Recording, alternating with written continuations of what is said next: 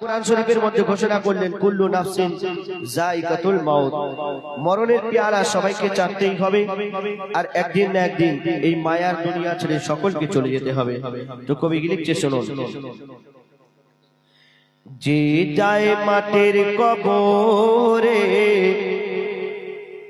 সে আর ফিরে আসে না, যে যায় মাটির কবরে সে আর ফিরে আসে না, যে যায় মাটির কবরে সে আর ফিরে আসে না।